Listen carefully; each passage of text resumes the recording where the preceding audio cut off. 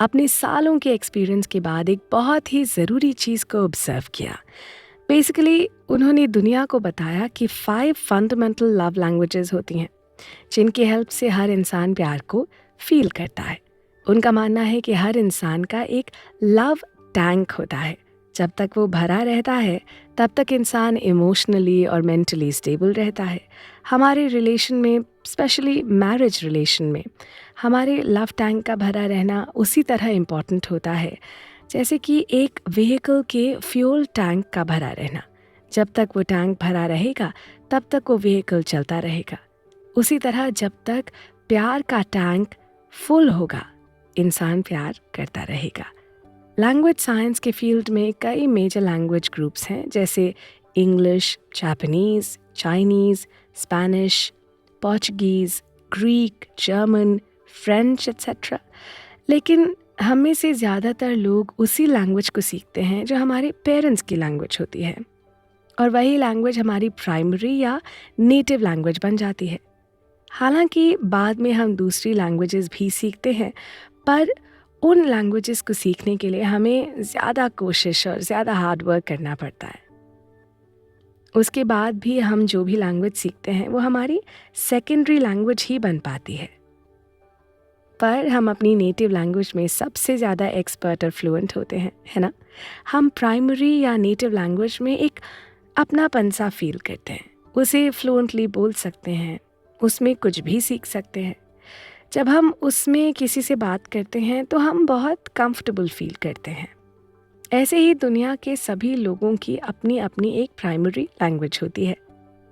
जब दो इंसान मिलते हैं और वो अपनी अपनी प्राइमरी लैंग्वेज में एक दूसरे से बात करते हैं तो वहाँ एक प्रॉब्लम खड़ी होती है कि वो एक दूसरे की लैंग्वेज को समझ नहीं पाते। जब दोनों एक दूसरे की लैंग्वेज को समझ नहीं पाते तो ये नेचुरल है कि दोनों का कम्युनिकेशन लिमिटेड हो जाता है। फिर वो बोलने से ज़्यादा इशारों में बात करना स्टार्ट कर देते हैं। फिर वो किसी ड्राइंग, साउंड, एक्टिंग की हेल्प लेने लगते हैं। अपनी बात को समझाने के लिए कम्युनिकेशन का ये मीडियम थोड़ा सा फ़नी लगेगा, है ना? इसीलिए कहते हैं कि लैंग्वेज वेरिएशन ह्यूमन कल्चर का एक इंटेग्रल पार्ट है। ठीक इसी तरह हमारी लव लैंग्वेजेस भी अलग अलग होती हैं। यही कारण है कि कभी कभी आप अपने प्यार का इजहार तो करते हैं पर आपका पार्टनर उसे समझ नहीं पाता। इसलिए चैपमैन आगे लिखते हैं कि आपके हस्बैंड आपको बुके देते हैं लेकिन आप कुछ और चाहती हैं कि वो आपसे बात करें, आपको हग करें। ठीक इसी तरह से आपके हस्बैंड चाहते हैं कि आप उन्हें अपने हाथों से बना टेस्टी डिनर करवाएं। प्रॉब्लम ये नहीं है कि आप दोनों एक दूसरे से प्यार नहीं करते। सबसे बड़ी प्रॉब्लम यह है कि आप दोनों की लव लैंग्वेज डिफरेंट है। आप अपनी लव लैंग्वेज में कहना कुछ और चाहती हैं पर वो समझते कुछ और हैं। उसी तरह से आपके हस्बैंड अपने प्यार को एक्सप्रेस करने की कोशिश करते हैं बट आप उन्हें ईजिली समझ नहीं पाती। इस बुक में गैरी चैपमैन ने डिफरेंट लोगों के प्यार करने के डिफरेंट तरीक़ों को बताया है। उनके हिसाब से 5 क्लियर यानी फंडामेंटल लव लैंग्वेजेस होती हैं। 1 words of affirmation, 2 quality time, 3 receiving gifts, 4 acts of service and 5 physical touch. अगर आप इन पांचों को समझ गए तो आप अपने पार्टनर की प्राइमरी लव लैंग्वेज को ईजिली समझ जाएंगे। अब आपको लग रहा होगा उस लैंग्वेज को समझेंगे कैसे? सो डोंट वरी, ये बुक समरी सुनते रहिए। आपको एक एक चीज़ आसानी से समझ में आ जाएगी, क्योंकि जब दो अलग अलग लव लैंग्वेजेस वाले लोग एक साथ होते हैं तो प्रॉब्लम उनकी डिफरेंट लैंग्वेज क्रिएट करती है। ये हो सकता है कि जो आपके लिए काफ़ी इम्पॉर्टेंट हो वो आपके लाइफ पार्टनर के लिए कोई मतलब ना रखता हो। बट फाइनली आप इस बुक समरी को सुनकर एक दूसरे की ज़रूरतों को और फीलिंग्स को समझ सकते हैं। ये समझ लीजिए ये बुक की ऑफ लव यानी प्यार की चाबी है। सही प्रिंसिपल्स पर अमल करने और सही लैंग्वेज सीखने से जल्दी ही आपको प्रेम की डीप सेटिस्फैक्शन का एहसास होगा। साथ ही साथ लाइफ पार्टनर का ढेर सारा प्यार भी आपको मिलेगा। ये बुक करीब करीब हर इंसान को पढ़नी चाहिए, क्योंकि देखिए ना, प्यार के बिना तो हम सभी अधूरे हैं और हम सब किसी न किसी तरह से अपने प्यार को जताना चाहते हैं। हमारे चाहने वालों के साथ हमारा रिश्ता इस बात पर डिपेंड करता है कि हम कितने प्यार से अपने प्यार का इजहार करते हैं और अपने प्यार को जताते हैं। तो आइए इसी के साथ बढ़ते हैं अपने अगले चैप्टर पर। शादी के बाद भी प्यार को बनाए रखने का हुनर। एक बार राइटर से कोई पूछता है कि आप क्या करते हैं, तो वो जवाब देते हैं कि वो मैरिज काउंसलिंग करते हैं, शादी को बेहतर बनाने के लिए सेमिनार्स ऑर्गेनाइज करते हैं। इतना सुनने के बाद वो उनसे अगला सवाल करता है, वो सवाल जो वो कई दिनों से पूछना चाह रहा था, पर उसे कोई राइट पर्सन नहीं मिल रहा था। शायद राइटर उसके लिए उसे सही इंसान लगे। वो उनसे पूछता है, अगर शादी के बाद प्यार चला कहाँ जाता है? राइटर को अचानक ऐसे क्वेश्चन की उम्मीद नहीं थी, इसलिए उन्हें उस पर विश्वास ही नहीं हुआ। उन्होंने उससे फिर से अपना क्वेश्चन रिपीट करने के लिए कहा, तो उसने बताया कि उसने अभी तक की लाइफ में 3 शादियां की। हर शादी के बाद उसे कुछ दिनों तक ये लगता था कि वो किसी जन्नत में है, पर कुछ दिनों बाद ही उसे वो शादी बहुत अजीब लगने लगती है।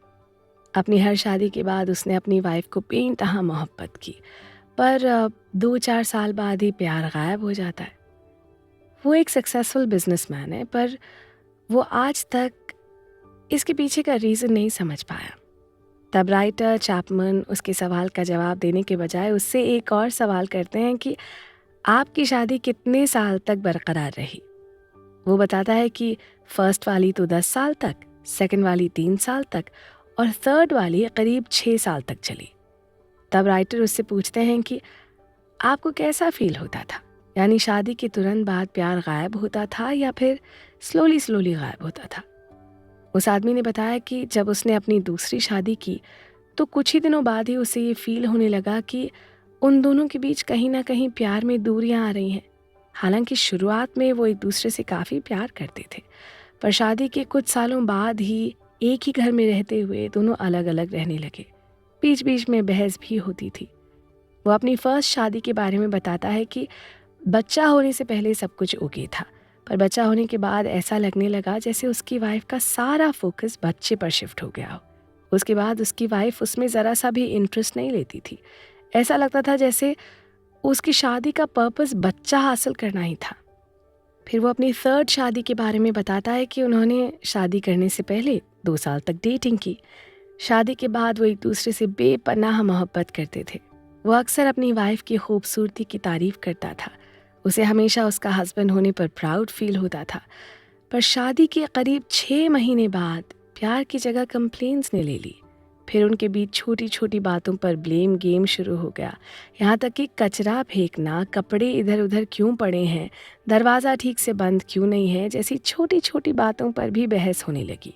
फिर धीरे धीरे वो एक दूसरे को नीचा दिखाने लगे। उनका एक ही घर में रहना मुश्किल हो गया था। फिर वो इंसान चैपमन से अगला सवाल करता है कि मैंने तो तीनों शादियों की शुरुआत भरपूर प्यार से की, पर फिर भी मेरा तीनों के साथ डिवोर्स हुआ। तो क्या जिनकी शादियां चलती रहती हैं, जिनके डिवोर्स नहीं होते, क्या वो प्यार के साथ लाइफ जीना सीख जाते हैं? शादी के बाद भी प्यार क्या बचा रहता है? और इसका क्या रीज़न हो सकता है? असल में शादी में रोमांस और लव डिज़ायर्स की रूट्स हमारी साइकोलॉजिकल स्ट्रक्चर में होती हैं। अगर आप गौर करेंगे तो करीब करीब सभी न्यूज़पेपर्स, मैगज़ीन्स, टेलीविज़न, मीडिया के हर वर्जन में अपने प्यार को कैसे बरकरार रखें इसके बारे में डिस्कशंस होते हैं। एक्सपर्ट्स अपनी अपनी ओपिनियंस देते हैं। तो इसका मतलब यही हुआ कि जैसे कोई आपसे अपने दिल की सारी बातें कर देता है ना, वो भी पूरे इमोशन के साथ, पर आप उसकी सारी बातों को सुनने के बाद उससे ये कहते हैं कि सॉरी आपकी लैंग्वेज मुझे समझ में नहीं आई, तो उसको बहुत बड़ा झटका लगेगा। ठीक उसी तरह से लव लैंग्वेज होती है, यानी प्यार की भी एक भाषा होती है। कभी कभी आप अपने पार्टनर से कुछ बहुत ही इमोशनली कह जाते हैं, पर आपका पार्टनर जब समझ नहीं पाता ना, तो यहाँ से गड़बड़ होनी शुरू हो जाती है। इस गड़बड़ को ख़त्म करने के लिए चैपमन का सिर्फ एक ही सजेशन है कि आपको अपने पार्टनर के प्यार की प्राइमरी लैंग्वेज को समझना होगा। एक बार जब आप अपने पार्टनर की प्राइमरी लव लैंग्वेज को समझ लेंगे, तो उसमें अपने पार्टनर से आप बात करने की कोशिश करेंगे। और जब आप ऐसा करेंगे, तो आपको अपनी मैरिड लाइफ में हमेशा प्यार पाने की की मिल जाएगी। अगर आप अपने पार्टनर की प्राइमरी लव लैंग्वेज नहीं समझ पा रहे हैं, तो आप अपनी ओरिजिनल लैंग्वेज पर ट्रस्ट नहीं कर सकते। अगर आप किसी के पास प्यार भरा मैसेज सेंड करना चाहते हैं तो आपको वो मैसेज उसी की प्राइमरी लव लैंग्वेज में पहुंचाना होगा। बस इस बुक समरी को गौर से सुनते रहें